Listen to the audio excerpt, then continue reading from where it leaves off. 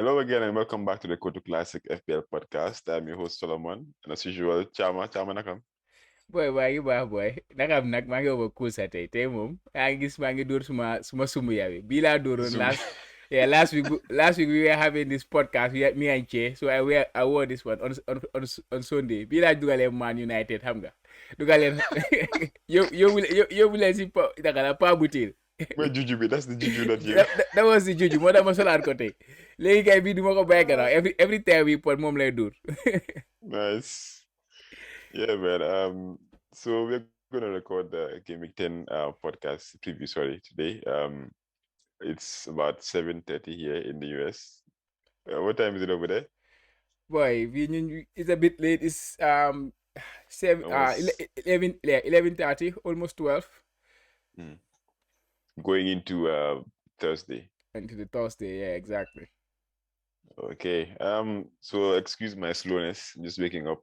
So I apologize in advance for any mistakes I might make during the pod. But yeah, we're gonna talk about the usual things. Of course, our pod has an template or an agenda that we talk about most games. So it's not boring, obviously, but different things to talk about each and every game.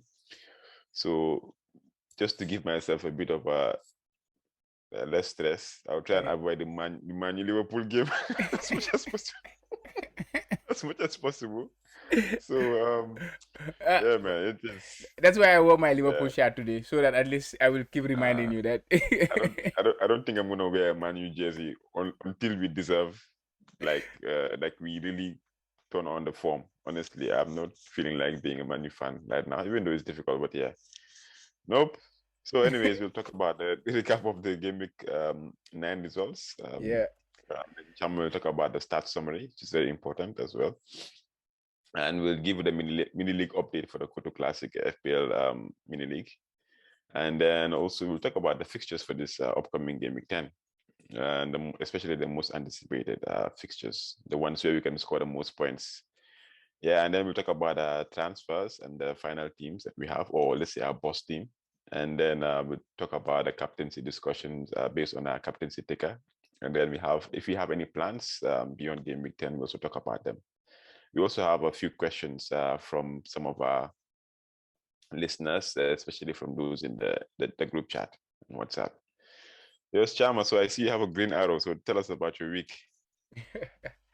Yeah, it was one of those, funny weeks for me because it did not start very well. I had Tierney on the Friday game. He was the only player I had, so he was unavailable when I woke up. I saw that he did not play, and then on the Saturday, Chelsea played the first game.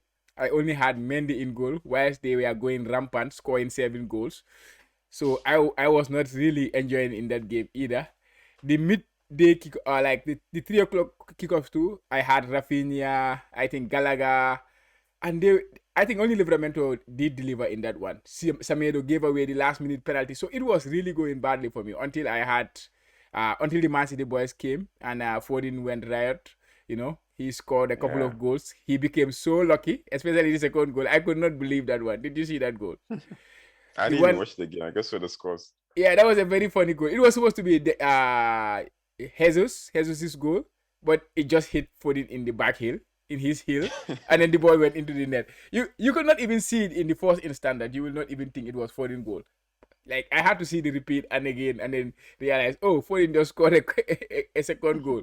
Yeah, that was when my game week started, and then from there it went very well. On this Sunday, Salah, Trent, of course, and that one also coming in the game that Liverpool, disrespected Manchester United at their own backyard, and I had Antonio. So it was a good game week. Ended up with 107 points. I took a hit, -4, and I ended up with 103. My rank dropped at some point to 40k, I'm telling you, and now I am back into the top 10k. Wow. Yeah, and I'm showing myself here a red arrow. I'm showing you a green arrow. That's a mistake, guys. Solomon should be the one with the red, and I should be the one on the green. With the green, yeah. Yeah, but yeah, that was my game week. Yeah, top game week for me. This is the second time this season I had more than 100 points. So yeah, I would take that. Passing the century mark, yeah. Yeah. How about you? How was your game week? It's funny. I have I think that for the past few game weeks, I've had like really low scores, the 40s, and maybe low scores like that. But then when I finally get my highest score, I took a hit, obviously. So I had a 79 Yeah. points last game week.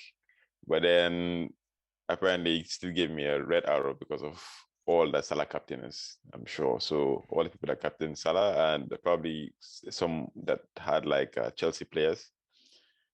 So 79 minus 4, so I have like 75 total. Oh, that's your team. And in goal, I have Ramsdale with 3 points. I just wish they could have kept a clean sheet, but they didn't. I captained Chilwell with 24 points, Cancelo with 1. Livramento was really exceptional with 9 points. Salah, vice captain, who I should have captained, but yeah, no worries there. Greenwood with 1 point, Rafinha, who went out injured, Saka, who missed a glorious few chances with 2 points, and then Kane also with 2 points, Antonio with 7, and Jimenez with 5. So I could have done much better. I think I was a bit unlucky, but first game week in a while that I had like 60 plus points, and I got a red arrow. So that's FPL for you. That's FPL. Yeah, but Man. I think this game week was a story of captaincy. I think so. A story of variance. I think a lot of people are using that word variance because nobody expected Salah, of course. Many people captain him, but we did not expect much from him. I understand a lot of people went with Chelsea, some of the Chelsea, like you did. You were on the kind of a, average captain points because of The when you, open boys, their yeah. knowledge. Because when you consider the Chelsea game, there was Havertz. Many people brought him in and captained him, and Chelsea scored 7. He was the striker in that game, and he did not And he even didn't get score one. not even An assist. an assist. Yeah, it is very hard for those managers, I think. It is. And then at the end of the day, Salah came and scored hat trick, made an assist. This was never expected to. So it was a big like if you are either on the right side of variance or on the bad side. I think you were in the like midpoint, in the middle ground. So yeah, it could have been worse, but yeah, 79 is not so bad, but it's usually a green arrow. And yeah, in this game week it was a high scoring game week, so it kind of not be a green arrow. Yeah. Yeah, I think the thinking, the planning and the thinking behind it was good. So I'll just maintain that. But looking at the points, man, I feel like I should have gotten more. But yeah, like I said, it's FPL. So let's take a quick look at some of the results for the game week. Yeah. Yeah, I think the Chelsea Norwich game wasn't a shock, but I think Mount getting the hat trick was a bit of a shock because he wasn't in the team. He hasn't been in the team for a while. Yeah. And if people knew that he was fit and he was going to play, I'm sure that a lot of people would have like two minds between Havertz and Mount because Mount has been exceptional, but before the injury, he wasn't really doing much. But yeah. Yeah, for me personally, I prefer the Mount shout than the Havertz one because Havertz is always gonna get rotated. I think Mount is less rotation proof. It was more fixed, yeah. Yeah, he's gonna be more fixed. Yeah, last season he was exceptional too. In terms of numbers, he was among the top 20 players when it comes to expected goals involvement in the second half of the season since Tuchel came in. So yeah, like I say, I was a bit disappointed because I had him in my team earlier in the season, but then I decided to sell him because of his injury record and the form that he did not have and things like that, which I'm kind of not happy about selling him. But then Foden was there to save my game week. I think they were the two big performers this game week, along with Salah, of course, and and what's his name, King came out with a hat trick. Yeah, hat trick. Yeah, it's surprising, man. Hat trick of hat tricks this game week. It was a high scoring game week. I don't know if there's any manager who have this for in their team, like Mount, Foden, Salah, and King. Salah. Yeah. I'll be surprised to see a team to have that. I don't know, but yeah, maybe somebody out there has seen, accounts. the FPL manager. Some people see things before they happen. So I doubt it, but yeah. So tell us about the games. Which game did you see? Yeah, the one I was surprised about was Everton because Everton came to Manchester. It's either Manchester, obviously. Now we know that Manchester United has been very poor because, they came to I think we drew with them a few game weeks ago, and then all of a sudden, Everton. I mean, Watford is beating Everton. Watford, who we thought we were going to struggle because Chelsea just beat them 5-0. Was it last game week? Game week 8? Watford, Liverpool beat them Liverpool 5-0. beat them 5-0. So, Yeah, like, it is so surprising to see Watford beating Everton at home 5-2. yeah. I mean, it's one of those surprising things. I wasn't that's expecting that at that's all. that is Everton for you. Don't worry. Yeah, I wasn't expecting that at all. They will always give you this kind of gifts. It's Everton. Don't worry. Yeah. Which other game again that I thought was a bit surprising? Brighton at home to Manchester City. I was thinking it was going to be closer than that. I wasn't expecting a 4-1. Yeah. But I mean, you know, You did not see the game though, did you? I didn't see the game. I was just surprised at the score. It was To a be good game. It honest. was a good game to be honest. Brighton, I think they got their tactics wrong at the beginning because they came in with a new formation kind of. They played kind of a 4 at the back. So your defender Duffy missed out on that game. And then Man City almost, butchered them in that first Oh, 25 minutes, and they went. why would you do that? Yeah, you cannot Yeah, just and change. then and then after in the second half, they make some changes. Lamptey came on and he was looking very very sharp. I'm telling you, Lamptey Oh is wow, back. He was looking really sharp when he came on in the the second hype half. the hype train is back. Yeah, there he's back. He is back. He is back. He was looking sharp. He was bumping forward. He was creating things. Okay. But yeah, I think one or two more games and then he will be back to his best, and hopefully he stays injury free, and then he Yeah, could have hopefully he stays. he could have an Yeah. impact in the FPL season. But Brighton did play well after Man City went through 2-3-0 up. They were very very in the game. They scored the penalty at 3-0, 3-1, and they were on top at that point. They were like they had the ball possession. They were creating things. They just did not score. Yeah, Man City suffered a little bit before they scored their fourth goal. Of course, 4-1 will tell you that Man City had it easy, but it was not Yeah, as it easy seems as like a different as it story. looked like. Yeah. Any other game you see? Liverpool, Man U. Obviously, the only game that I saw of the week was the worst game. I mean, I don't want to. I said I was going to go into a rant, but I think what's the point, man? Like almost every Man U fan knows this now. It's been clear. It's the same story. It's not the same story per se. Like we have been going through it since Alex left. Finally Ole came and brought back that feeling in the team. Of harmony, of happiness. Of togetherness. But then it was clear, man. Like we are not at the level of Liverpool. It's like we went back from last season. Last season, you You can see that we were regress. building something. Yeah, we regressed. It's like the team is not cohesive enough.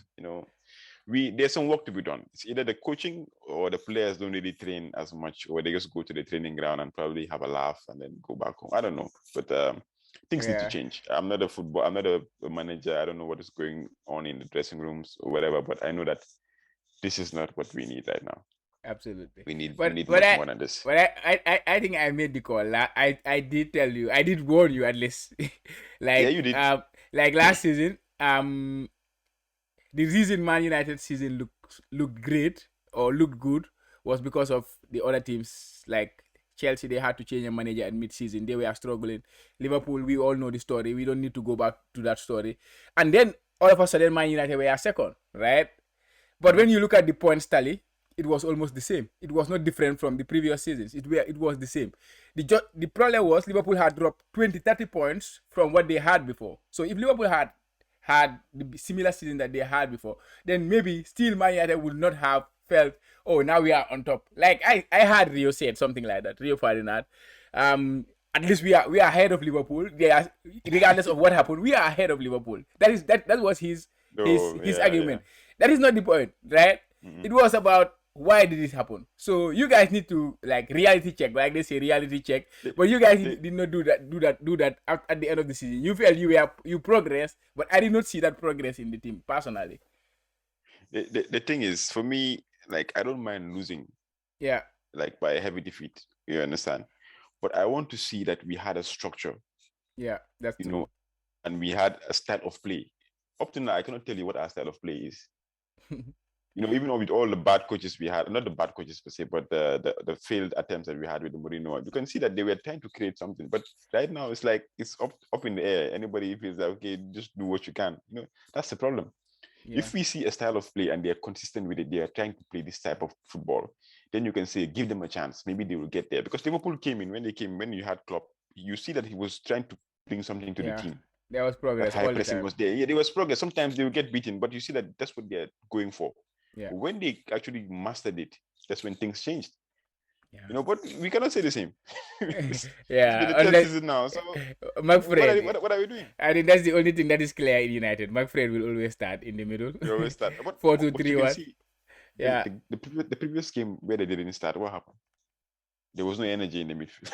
Yeah. So now, and Fred was the only he was not very impressive, but he was the only one walking in that middle, And they had to cover all that ground, Fred and McTominay, and there was no help for them. It's like we got attacking players, two attacking additions to the team, and the team decided, okay, you know what? Since we have these two players, we don't have to do anything anymore. Let's just go out there and attack. No, that's not football. Anyway, man.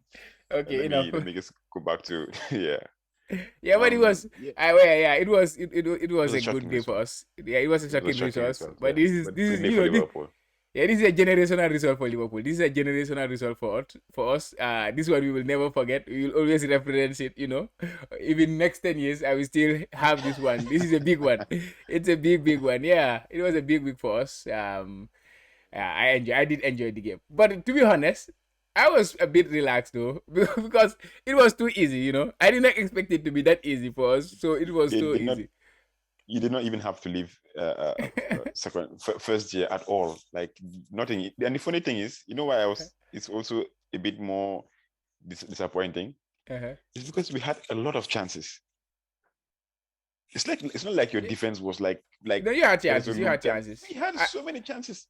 I think United is the biggest underperformer this week when it comes to when we go to the stats too. So you will see that. Come on, what?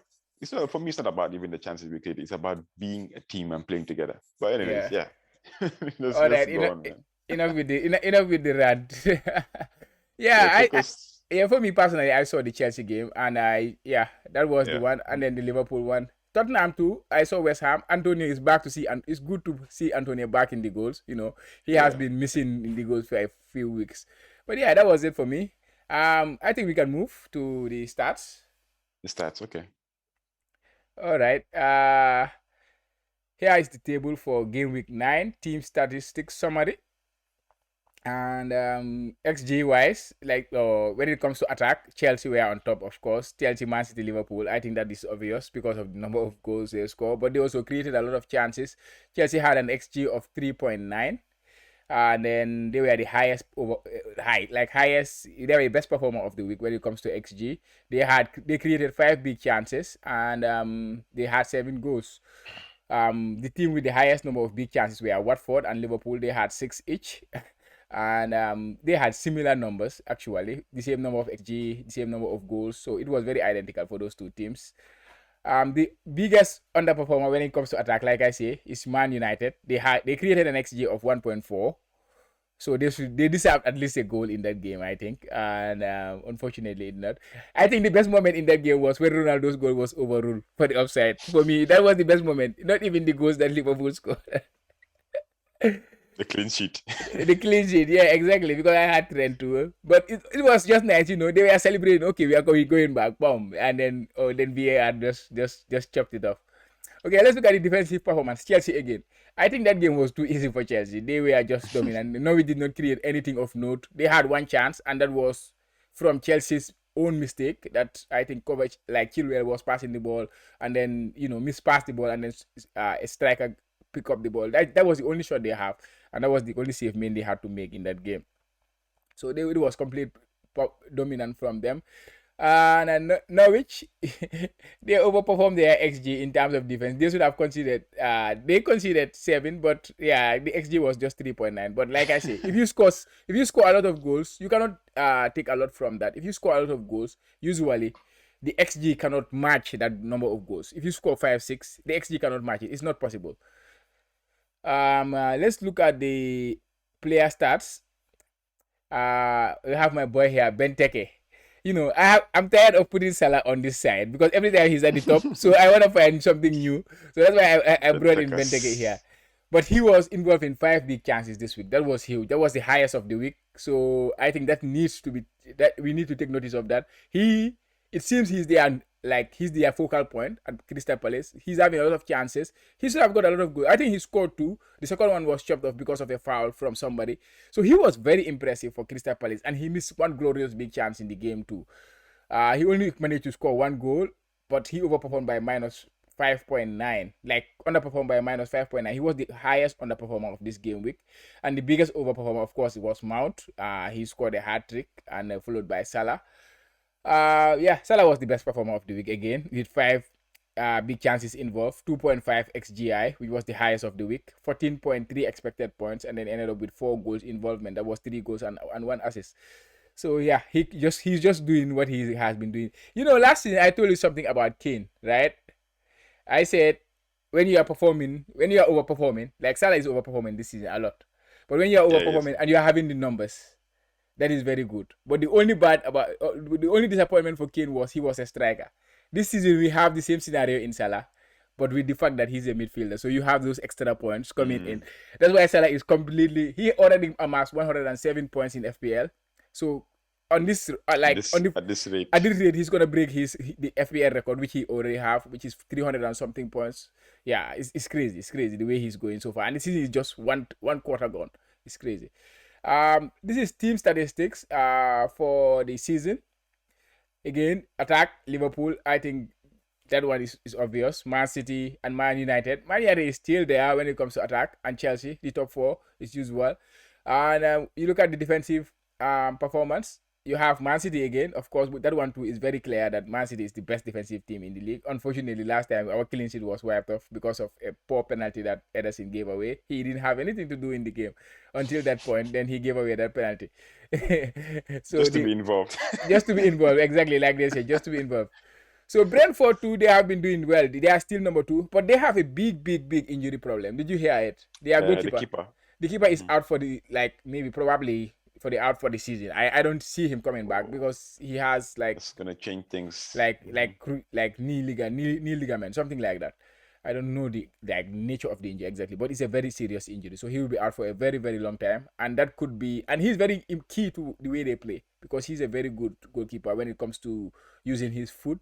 So I don't know how that will affect them now defensively because people were planning to invest in their defense. So that's an issue. West Ham too, they are very good defensively. They are number 4. Liverpool number 3. So that is the top 4. Player statistics over the course of the season. My man Pookie, he's the biggest underperformer. I show him because of the fixtures that Norwich have. Over the next 6 game weeks, they have the best fixture run, right? Leeds, Brentford, Southampton, Wolves, Newcastle, Tottenham. So Tottenham is the only tricky one, and Brentford maybe.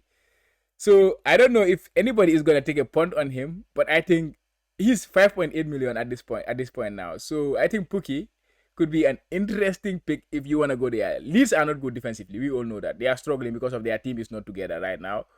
Southampton decent, okay. Wolves, Newcastle. I can see Pookie getting a few goals. I can see he's underperforming, getting better a little bit, and he's in the top 20 players when it comes to expected goal involvement over the course of the season, expected points. So yeah, I am banking on Pookie. I don't know if I will get him, but I can see him. I can see. The thing. Are you gonna back the stats and go with Pookie? Are you gonna take that plunge? I'm not sure, but yeah, maybe. You never know. But you can see Salah, like I said, the overperformance. He's overperforming by 27.8 points, right? No, this is what you like. But the good thing is he will give you the numbers. The stats will always be there. 18 big chances involved over the course of the season in 9 games. That is 2 big chances per game involved. 12.4 xGI, 16 goals involved already, 79.2 expected points. So even he's overperforming, we all know he has the numbers already to back it up. So this is the perfect match for an FPL player. I think what he's doing right now is the perfect match for an FPL player. Yeah, basically that is the stats for the game week. Do you have any interesting thing or anything to add to that? I'm looking at Tony and Bowen. Yeah. Also one of the highest underperforming players. Tony, we all know, like from before he even came to the league, that he was one of the best goal scorers. He had like 32 goals last season in Yeah, the championship, yeah, in the something like that. fixture. But then, since they came in, they changed the way they play, being a bit defensive with Being Mbuemo, pragmatic. Yeah, Mbuemo up front. But yeah. this stats or these numbers kind of show that if you own him and you stick with him, you might be in for some reward, I think. Yeah, of course, of course. He 7 big chances involved so far this season. He's creating a lot, 5.4 XGI, which is very huge. If you look at the XGI, I think not more than 5 players have or 6. That is Salah, Antonio, Mane, Jota, Fernandez. Those are the only players who have better XGI than him, expected goal involvement than him over the course of the season. But the points have not been there yet for him. Yeah, not So yet. and the fixtures are very good for Brentford They're turning now. Yeah, they are they're turning. turning They now. let me just see their fixtures. Burnley, Norwich, Newcastle, Everton. This is a very good for Everton considered 5 last time, yeah. So don't worry, Tony can bully them. You never know. So yeah, Tony, I Well, think is a very good pick. You used to have him, but I think you sold him, right? What do yeah, you have any plans to well, get him back in? but not really. The thing is, I was trying to, because when I watched their game against Arsenal, I was more impressed with Mbomo Yeah. than Tony, because he looked like the more explosive player. But now the problem is he's injured Yeah, and he's a knock. I think he it's a had a knock. hip issue. Somebody said in hamstring, but the manager last time he spoke, he said he had a small hip. He went off walking off the pitch. He was still playing Okay, when it he had wasn't that injury. serious. So yeah, hopefully he will be back. Hopefully he will Precautionary. be back. Hopefully it's precautionary and they get back to being the two up front, Yeah, I'm because saying things that are from about to get interesting. Yeah. yeah, I'm saying that Mhm. from a biased point of view because I brought him in this week, just like Yeah. yourself. So I'm just saying that in the To console yourself. to console myself a little bit until the game week. Yeah. Yeah, it's crazy. I don't know why I did Yeah, I that think anymore. yeah, also no, but it's the right move. Like now right now is the best time, because we see that I think one thing I've noticed is I'm a form player, Yeah, but so far this season the form hasn't been consistent apart from yeah, Salah and I think Antonio maybe. But now we can see that fixtures, if you play the fixtures, you might be in for like for a really good season. The fixtures are really working for most of these players. Like look at Mount, yeah. it's the fixtures that we're talking about now. So yeah. And one more thing, I see Bowen is also there as one of the biggest Yeah, underperformers. yeah. So that is a good thing to look at. But the problem is West Ham don't have the best fixtures. That's why Antonio, like Mm, scoring the goal, gives FPL managers a bit of a headache now. yeah, yeah, Because yeah. That's right. Bowen, yeah. West Ham fixtures are not good. I think they are bottom when it comes to the ticker for the next 6 game weeks. So players like Bowen, I will try to avoid. But for Antonio, he's it's Antonio. he's Antonio this season. Yeah, I kind of categorize him as a premium player, but at a very cheap price. So I can carry him even with these difficult fixtures. And also looking at his record when it comes to playing these difficult teams, he has a good record. He has a decent record. He scored at Etihad last season. He scored against Liverpool almost every other season. He always score against like the Manchester Uniteds. He scores against big teams. He just did it this season already. He played Tottenham, one of the top 6, like one of the how do they call it? The Super League 6, right? Right. So he scored against Tottenham already. Super League 6. The Super League 6, yeah, exactly. So he already scored against Tottenham, and that is the first team they played this season. So he scored against them. Mm. So at least that is backing his scores that he can do well against the big teams. Yeah, I can carry him. I can carry him until he get injured. I hope he does not get injured, but I can carry him until I cannot anymore. Like in terms of injury. Yeah. Okay. So yeah. So moving on to the mini Manager league. of the manager The of the manager week. of the week is William Moriarty. Uh-huh. No bitcoins. No Bitcoin. HFSP. That's the name of his team with 109 points. Wow, this is a very good. Mhm. I mean, if you get more than 100 points for this game week 9, I mean, you are riding high, man. Honestly, you will definitely Absolutely. improve in rank. So looking at his team, he had Pickford in goal with 1 point, Trent with 10, Dean, Lucas Dean with -1. I don't know where Yeah, the he's minus still one came kind of from.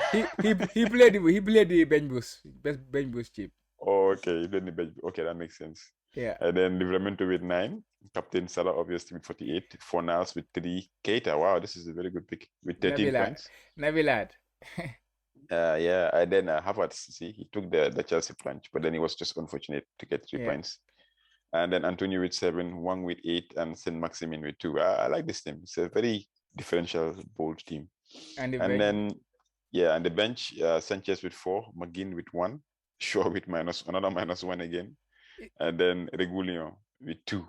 It I think wasn't the a bench, it was a great bench boost, right? It was not a great bench boost. it's one of the worst bench boosts I've seen in a long time. In fact, he got like what 6 points from the bench. That's not good, man. Yeah. I think he's lucky. He should have just kept it this way if he had known, obviously. But then, yeah. So congrats, man. William Moriarty for being the manager of the week. Yeah. Yeah. That's a nice name. Congratulations. Yeah. Congrats, man. So we just quickly mention the top 5 of the Kotu Classic. Yeah. I think there's a new movement up there. So in 5th, moving up to 5th is Luke McGowan, and 4th, Kanae Shinezaki, slipping down to 4th. Moving up to 3rd is Varun Malhotra, a Scorpion Kick. I'm sure he's from India or something. Yeah. And then 2nd, moving up to 2nd is Alaji Job. And then still in 1st, man. Still there. Still kicking there. It there. Mr. Cham. Still there. Why you dangal bobu nonu? Koti. Yeah, so that was the update for the Kotu Classic Mini League.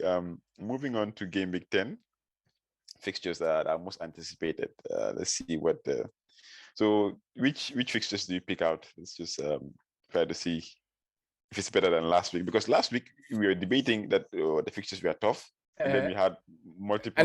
Yeah, it's crazy, right? So I don't know. It's weird, crazy. Man. Nobody could have expected. Yeah, last week we could not even decide who to captain, and then it ended up like explosive week. Hat-tricks everywhere, flying. Everywhere. So what is there this week then? What is going to happen this week? You know? Yeah. So which fixtures jump out to you? I'm looking at the Norwich, like I say, Pookie. Norwich Leeds, because Leeds are struggling defensively. Calvin Phillips, I don't know if he's back this week. If he's not back, they're gonna struggle again. So I can see a few goals in that game, because Norwich will fancy themselves because if they cannot win, I think when they lost against against Celtic 7-0, the manager said the next 6 games is what will define their season.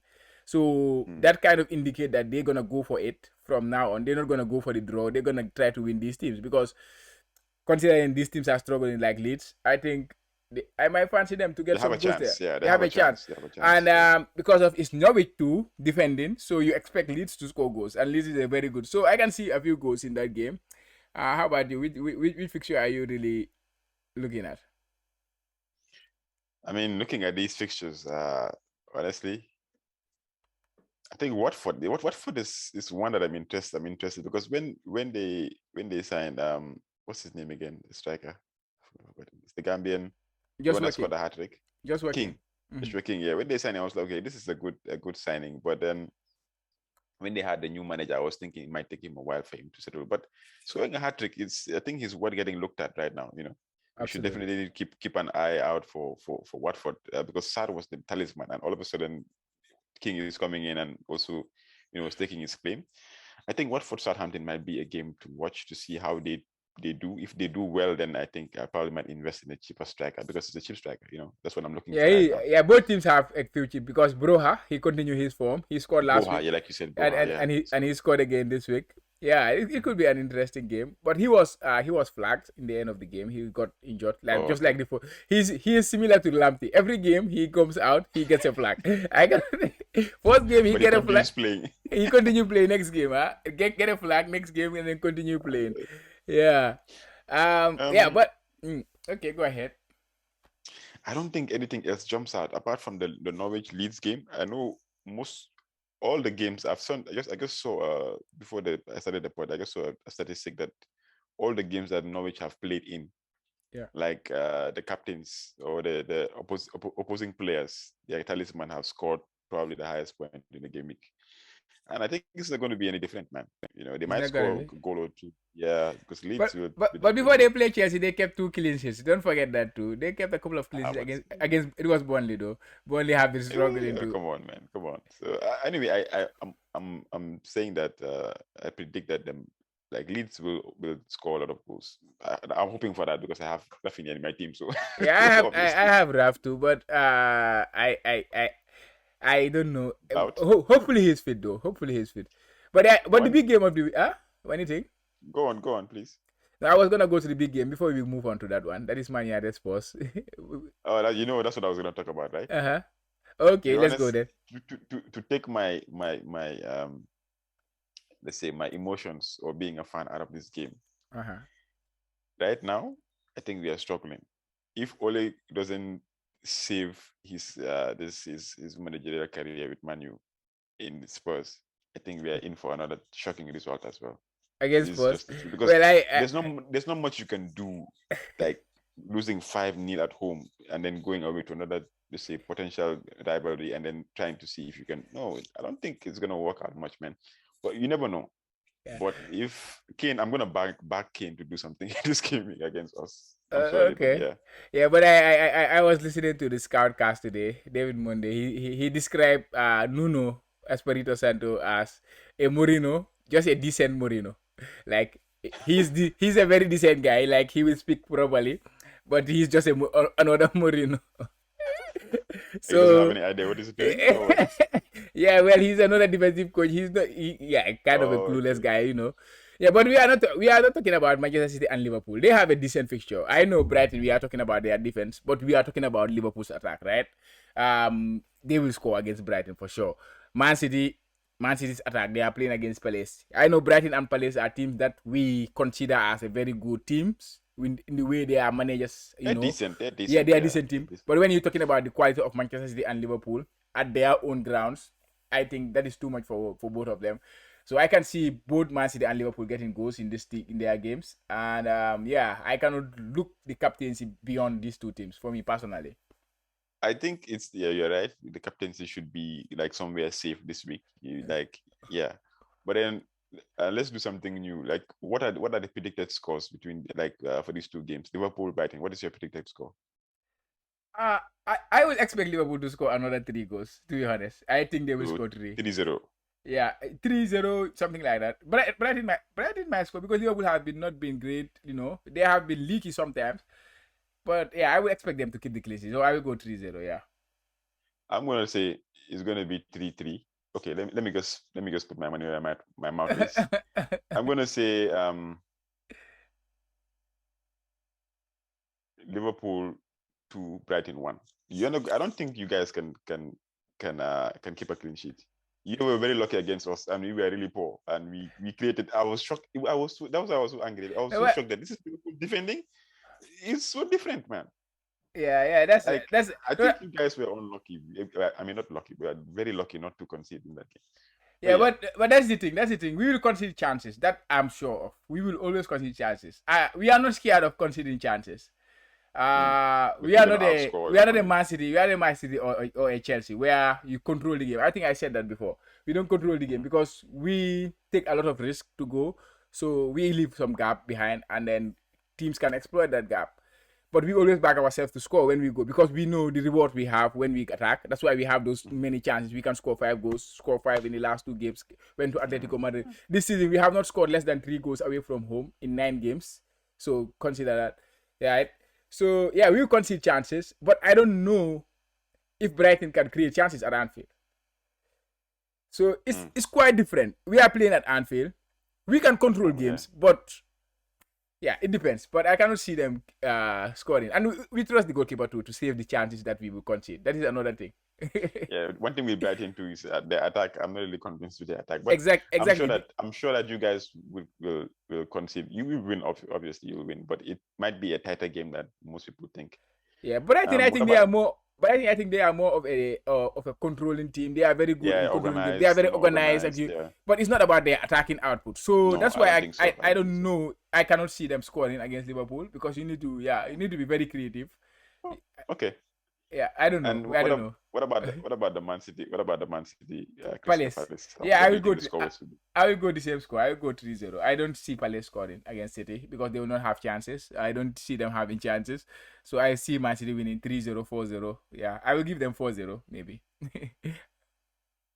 I think 2-0. uh, Yeah, I think 2-0.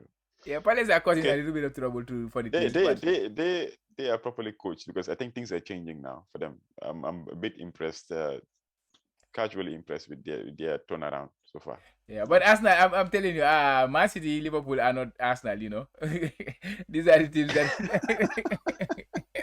Are you throwing shit at Arsenal?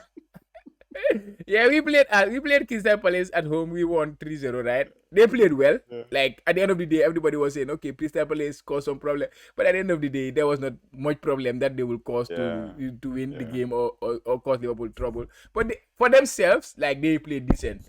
But when you compare the qualities, man, it was completely. I think they still need time. If they continue in this upward trajectory, maybe by next season you see a different Crystal Palace. If all goes well, yeah.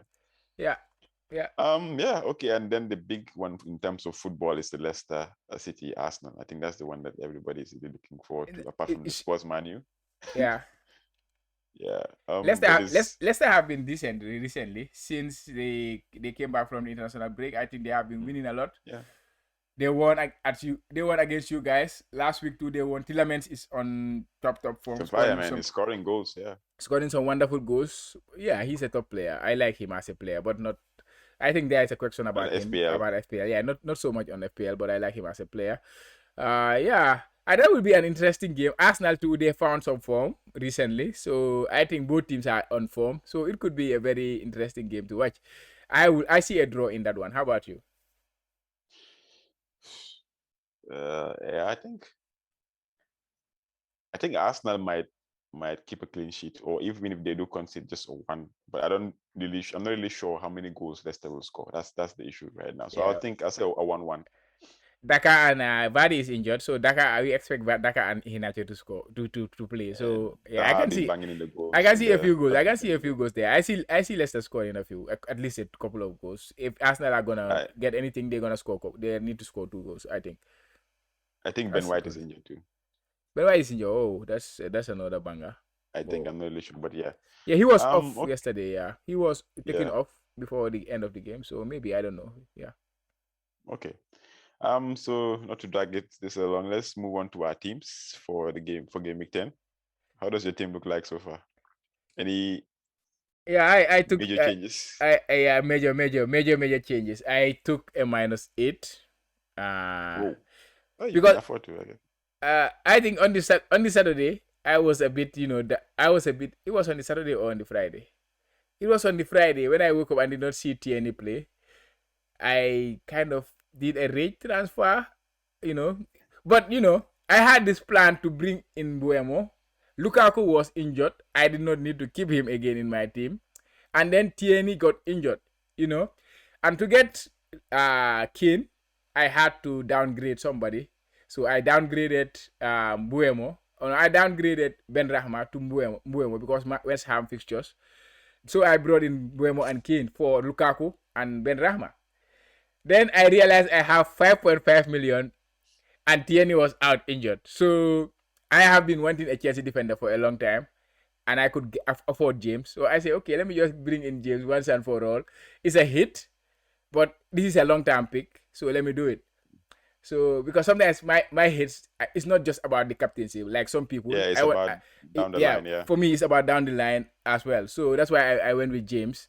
So I brought in James, Mbuemo, and Kane for those 3 players for -8, and then I ended the game with 107 points. So I felt it was okay. I can take some points off my 100 plus.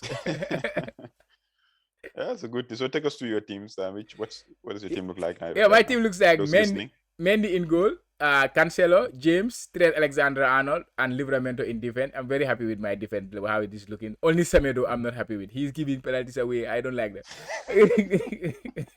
So that's why I bet him. He's on his way out of my team. Yeah, he have a good fixture against Everton, which I should start him for over Livramento against Watford away. But I'm just not happy with him. How can you give a 96-minute penalty or something like that? It was 1-0, and then you give away a 96-minute penalty just to take away the clean sheet. Just, you don't want to give people points. And yeah, in the middle, I have Salah, Foden, Rafinha, and Buemo. That middle two is okay because, yeah, Salah captain. And then I have Antonio and Kane up top. So the team is looking pretty solid, I think. What do you think? It's solid, man. I like your midfield and your defense. I would like to have Trent in my team and Foden, but I cannot afford Foden, so I have to go another route right now. For now, at least. Okay, so moving on to my team. In my team, I have obviously Ramsdale. I have Chilwell. I have Cancelo and Livramento. So it's a 3-4-3. I have Salah, captain, and then Greenwood, who I'm thinking of changing to probably a Man City midfielder. I can't afford Foden, so I'll probably go for Bernardo Silva. So let's see how that turns out for -4. Yeah. And then I have Saka, who was very disappointing, very annoying FPL asset to own, honestly. So if I could have my way without any hits, I would have brought in Smith Rowe. But yeah, we don't always get what we want. But still, I have Rafinha. Yeah, and then in attack, I have Kane and Antonio and Jimenez. So yeah, I have Mbomo, who I brought in for Brownhill. But some Mbomo, that's the name. That's how it's pronounced. But he's flagged, yeah. So I actually put him on the bench. Yeah. So we'll see how that goes. Hopefully, if I take the hit, it might change a bit. I might decide to play with 2 strikers and have about 5 in midfield, so 3-5-2. So yeah, but your team is looking solid. I don't. Yeah. My formation is fine. I want to change Greenwood because I'm not convinced. Okay. Of Manchester You gotta move from Greenwood to Foden. It's not possible. No. I don't have the funds. Greenwood is 7.6 right now, I think, and then Greenwood is about. That's it. But if Mbuemo is fit, you're gonna start Mbuemo probably. So yeah, if he's fit, I'm gonna start him definitely. Okay. So if you take the hit, then who is gonna go onto the bench? Is it Saka? You wanna bench Greenwood and Saka? Saka and Greenwood, you don't happy with starting them, right? I suppose.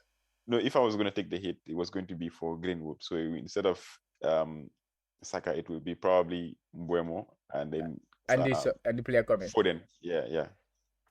Okay. It's going to be Salah, Foden, Silva. let's say Bernardo, and then who else? Mbuemo and Rafinha. Salah, Mbuemo, Bernardo and Rafinha. Yeah, you have Semedo too. He has on the bench, man. This guy hasn't been doing much for me. I don't know why he brought him in.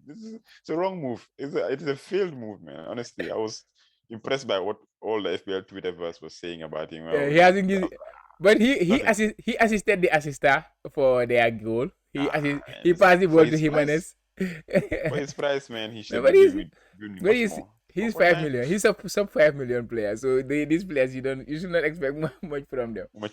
It's a mistake, man, because he's now on the bench, not doing anything, keeping all my points. Yeah, I wanna move him. I wanna move him to Lamptey if possible, so that I can have 2 That's good. But Duffy is there, so I might move Duffy to Lamptey if I have the free transfers for it. That's a good move to make. But then it gives me headache in my defense because my defense right now is really good. I have Chilwell, I have Cancelo. Yeah, you need somebody to bench too. Yeah, you need a defender that you will be happy to bench every time, right? If you have a lot of good defenders. Exactly. It's a headache, and then I'm going to have Trent for Semedo soon. So it's going to be a problem. I might even play 5 defenders because you never know. Defenders are doing very, very well right now. Yeah. So moving on to captaincy discussion. Can bring up the ticker and then we go through it and see what are the captains or the best options for captaincy this game week. I think last week it failed. Last week the captaincy ticker failed because of Lukaku injured, and, DCL injury, Zaha too coming back from injury, Bamford injury, Aubameyang. He scored. Aubameyang, at least he was the one who represented. Kane and Son, they blanked.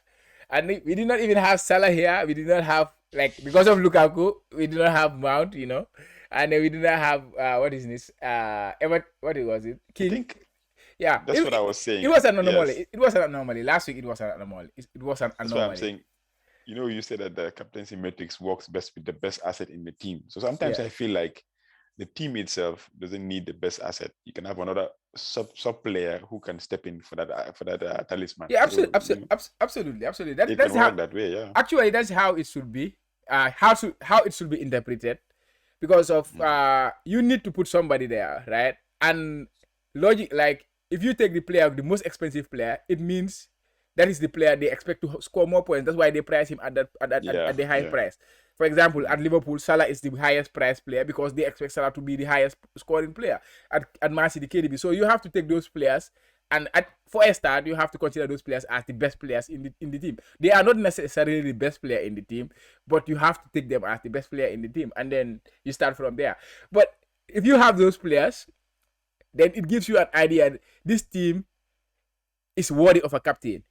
So who's the best player in the team? Then you can pick that player. So you have to interpret it. You just use this as a visual, and then you make your own interpretation. It's like a guide, but it's just a guide to show. Exactly. Okay. All right. So this week we have players we have.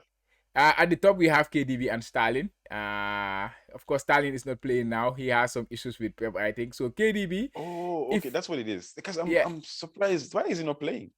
I heard he's demanding more minutes, things like that. And of course he's supposed to demand more minutes. He's one of the best players in the team, man. And then Grealish, the signing of Grealish too, I understand he's not so pleased because Grealish come and occupy the same spot that he plays. So he's considering leaving Man City, according to reports, according to what you hear, according to rumors. Yeah. So, but anyway, that's okay. One second. Let's focus. Like, because when you say Sterling, it's like the name is like, okay, who's this player? Like, for some reason, we have forgotten that Sterling is in Manchester City. Exactly. Come on, man. He's a good player. He's one of the best players in the team. You cannot sign somebody in his position and expect him to be happy. Yeah. No, I mean, come on, man. I think it's a major disrespect. But anyway, let's go on. He's available for transfer though. Man United, maybe you can. No, we have enough fingers.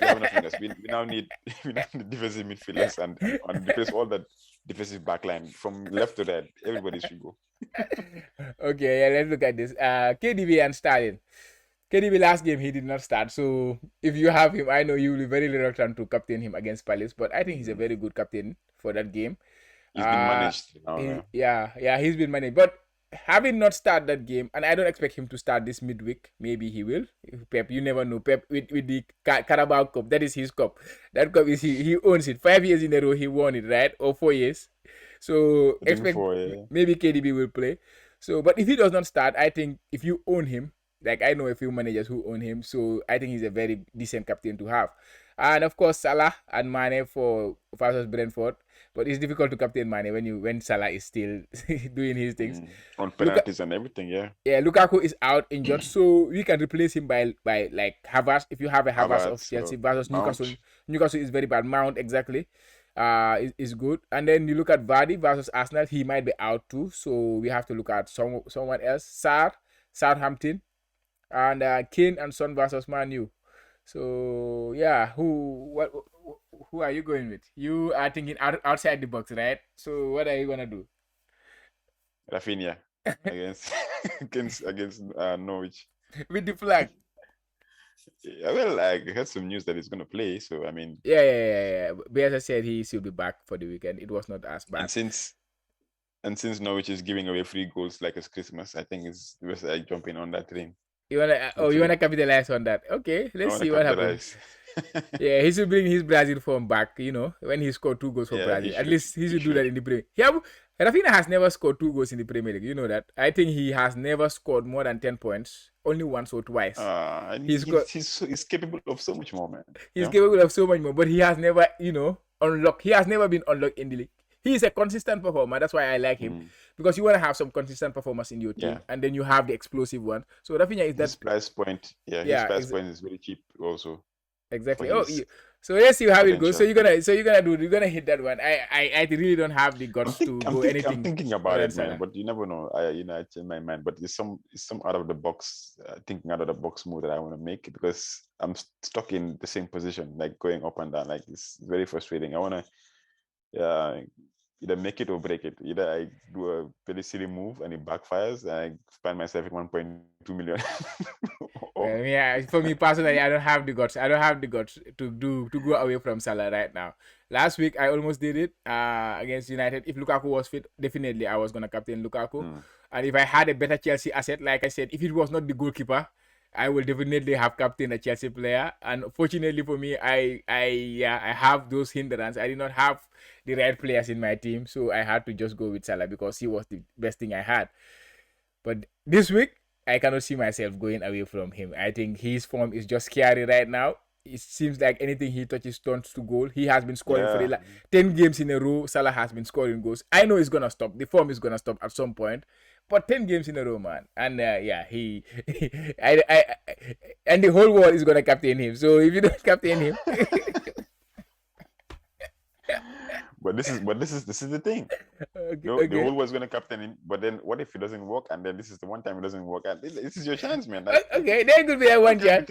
But what are the chances? The chances are low, huh? I mean, whatever, man. I'm already doing badly, so might as well just point it on. Just continue, man. Okay, I mean, I'm not gonna try to convince you there. I'm not gonna try. Okay, we can move to the community questions, I think. Or do we have any other thing to do? Questions? No, it's fine. I think we are probably exhausted. Okay. Yeah, but yeah, let's go on. So we have some questions from some FPL managers from the Kotu Classic WhatsApp group. Yeah. First one, on a free hit, let me ask you so we can go back and forth asking these questions. On a free hit, is it a good idea to go triple Chelsea and or triple Liverpool? Yeah, for me, I would say go triple both. Go triple both and go triple City. If I was on a free hit this week. Actually, I've considered playing the free hit. When my players were flagged everywhere, I saw those flags. I did consider it. And it's still a possibility for me. If Mbeumo and Rafinha are out, I don't see any reason why not to play my free hit. But I don't. Two players, man. And those players, like how many points you consider? But don't forget, I took a -8 already. Oh, yeah, okay. So if I remove that to bring in Mbeumo, so the free hit is gonna cancel out that -8, and then I can fix my team. And this is a very good like Man City have a good fixture. It's a good week for free hit, to be honest, because Man City have a good fixture, Chelsea have a good fixture, Liverpool have a good fixture. We all know these are the three best teams in the league. So they all have a very, not a perfect fixture, but a decent one. Man City, they play Crystal Palace. Man City, they're going to batter at home. Liverpool, Brighton, I'm not going to say batter, but I expect Liverpool to win that game at home. Chelsea, Newcastle, one of the worst defensive teams in the league. So these are three teams on form and having a decent fixture or a good fixture. So if you have 9 players from these three teams and 9 best players from these three teams. Okay, I think I'm diving a little bit from the question. But yeah, if we are talking about Liverpool and Chelsea triple up. So let's say you go Liverpool, Trent, Salah, who I already have, that is the problem. And then I add maybe a Jota or something like that, right? You go to Chelsea, Mount definitely is going to be on your free hit team. Chilwell definitely is going to be on your free hit team. And James is going to be in your free hit team because Aspilicueta is injured. Christensen is injured. So you will expect James. I don't know if they will be back for the weekend, but you will expect James to start this game. So imagine having James, Chilwell, and Mount for your triple Chelsea and triple Liverpool, and then you go into City having a Foden, having a Cancelo, having a Diaz. You have 9 players in your team with solid fixtures. Then you add a Rafinha, something like that, and Mbeumo or a Tony, who also have a good fixture. So I think it's a very good time to pre-hit, and yeah. To triple on Liverpool and Chelsea, I definitely support that. How about you? I would triple. Right now, it depends what chip am I playing. If I'm playing, on a free hit, I think but man, like we don't know what the scheduling is. We are all used to free hitting when we have a double game week or whatever. So right now, if things are not as bad for you as a manager right now, why would you play it? Just relax and why would you play? Unless it's a problem. Like if you have an issue, I mean, you can play it, and it's not bad to play it. That's what I'm saying. I'm not saying like I'd rather not play it, to be honest. But looking at you were going to play it, I think it's a good week to play it. That's the thing. Yeah, I think Chelsea, Liverpool definitely, but even with Liverpool, I think it's only Trent and Salah. I don't think it's 3 players that you can see, because it's either a hit or a miss with either Bobby. No, it's not Bobby. Jota will. I expect Jota to play. You expect him to play, but the pass. And then you expect You can also go Mane if you want, right? Mane has been on top form. Of course, he did not start against United, but you have the options there. Liverpool is the best attacking team in the league right now. You can see it in the numbers. So, and then you have 4 strikers there who are playing. You have Jota playing as a striker, but he's a midfielder in the game. Mane playing as a striker, but he's not a striker, but he's also like always in the box to score goals. Only Bobby you will not go with because he's a striker. But Salah, of course, everybody will have him. Trent, everybody, you will have him on your free hit. So the next option, you can punt on anyone. And if you get Mane, he's going to be a huge differential, not so. If you get Jota, it's going to be kind of a differential because their ownership is very low. So, yeah. It's okay, let me just put it this way. Yeah. Right now, Salah is non-negotiable. You cannot remove him from any team. Probably almost all the managers in FPL have him now. Yeah. Trent, I will go with. But the other two, it's a differential. Yes, it's a hit or miss. But I would prefer going triple City. Right now, Lukaku is also injured. So maybe I'll go with 2 Chelsea defenders and 1 midfielder. Yeah. So triple Chelsea. 2 Chelsea defenders Liverpool, and 1... okay. And 1 midfielder, yeah. But don't forget, it's a free hit. So you can manage to carry players on your bench. Because you are talking about the 11 players just being good. Because it's just for 1 week. Yeah, it's just the 11 players. I don't need to carry anybody. That's what I'm saying. Like, go elsewhere. I don't want to fill all my players with... Yeah, just 2 Liverpool, you want to 3 Chelsea. Yeah, and 3 Man City. Simple. Yeah, and then the rest I can get it from, let's say, maybe Rafinha, like you said, or Mbuemo, Yeah, okay. For me personally, I would triple Chelsea, triple. I would not hesitate to do that. maybe you get Pogba in. Anyway, moving on to the next question. Any players to gamble on from other teams? I think, like we mentioned it, man. Joshua King right now, even though the fixtures might not be the best, but yeah. Watford they play Southampton at home, which is not bad. Possible. It's not bad. Yeah, but yeah, for me, I think Broha is also another one. Broha is another one. He played away to Southampton, but he's flagged. And yeah, I think I mentioned also Pukki is a possibility for me to gamble on. And Mbuemo and Tony, I know not everybody have them. Not everybody trust them. I think if you are in the FPL, if you are in the FPL content creation, you will know about Mbuemo a lot. But if you are just like a layman or somebody who plays for fun, you will not be aware of this, like Mbuemo, what he's doing. So Mbuemo is somebody who somebody can target for points because they play Burnley.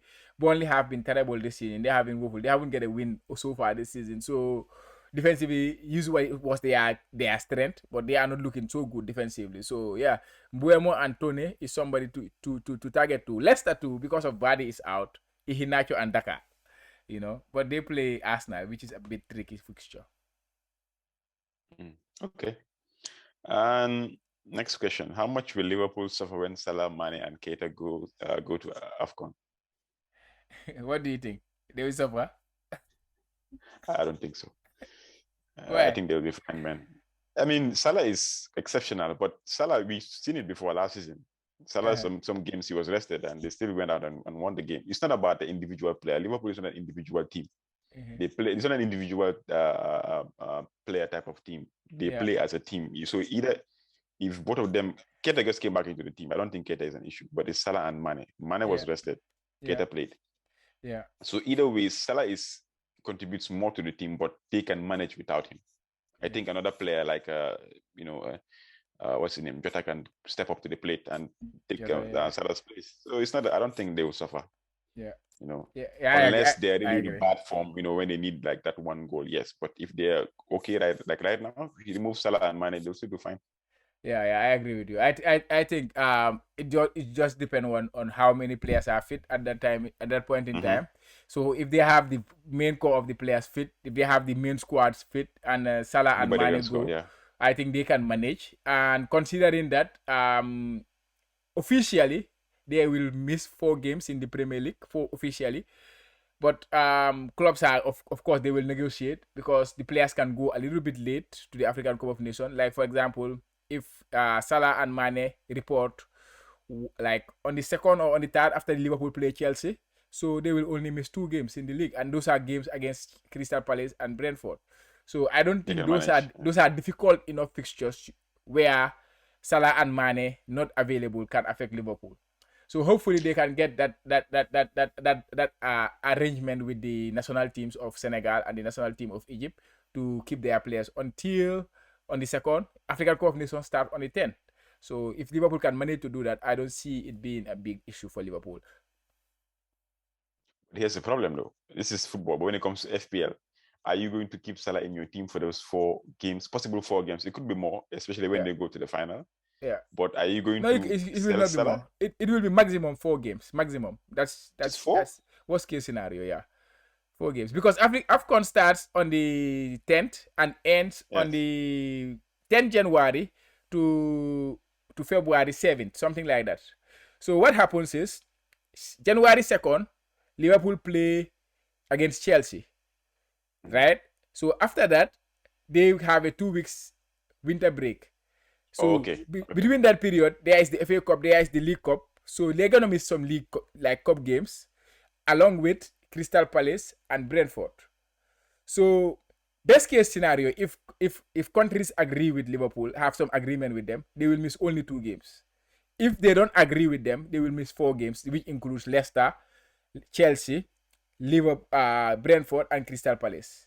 But that is if the countries disagree, which I really doubt. I think, like for example, Egypt, they will want to help Salah to win the Golden Boot, win the like the Ballon d'Or, and to enhance his chances of winning that, they want him to play as much as possible.